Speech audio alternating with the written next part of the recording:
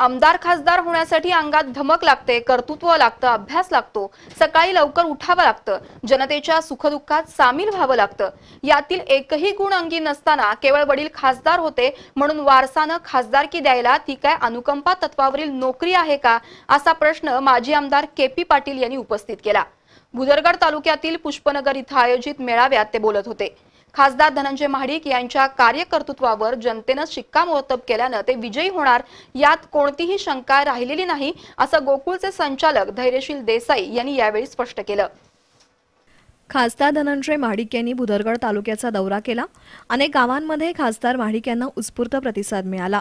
महाडिक यांच्या सोबत माजी आमदार के.पी. पाटील, गोकुळचे संचालक धैर्यशील देसाई हेही मेळाव्यात सहभागी झाले होते। यावेळी बोलताना माजी आमदार के.पी. पाटील यांनी विरोधी उमेदवाराच्या कार्यक्षमतेवर प्रश्नचिन्ह निर्माण केलं। खासदार महाडिक यांनी कामातून स्वतःला सिद्ध केलंय। सकाळी लवकर उठून ते जनतेला सामोरे जातात। मतदारसंघासह जिल्ह्याच्या आणि देशाच्या अनेक प्रश्नांचा सखोल अभ्यास करून संसदेमध्ये त्यांनी तेवढ्याच अभ्यासपूर्णरित्या हे प्रश्न मांडले। कोल्हापूरला नेमक्या कोणत्या विकास कामांची गरज आहे हे ओळखून ते प्रकल्प सुरू करण्यासाठी सातत्यानं पाठपुरावा करून त्यांनी कोल्हापुरात त्याची सुरुवात केली। एक उत्तम आणि आदर्श लोकप्रतिनिधी म्हणून महाडिक यांनी जिल्ह्याबरोबरच संसदेतही आपली छाप निर्माण केली आहे। मात्र विरोधी उमेदवार हे वडील खासदार होते म्हणून आपल्यालाही खासदारकी मागतायत। वारसा हक्कानं खासदारकी मिळायला ती अनुकंपा तत्वावरील नोकरी नाही, त्यासाठी कर्तृत्व, नेतृत्व, धडाडी सिद्ध करावी लागते, असा टोला माजी आमदार के.पी. पाटील यांनी लगावला।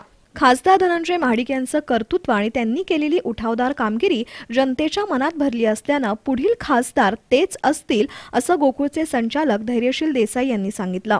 विकास कामांच्या आणि संसदेतील कामगिरीच्या बळावर आपण पुन्हा जनतेसमोर जातोय। क्रियाशील, अभ्यासू आणि संवेदनशील उमेदवार म्हणून जनता पुन्हा आपल्याला लोकसभेत पाठवेल, असा विश्वास खासदार धनंजय महाडिक यांनी व्यक्त केला।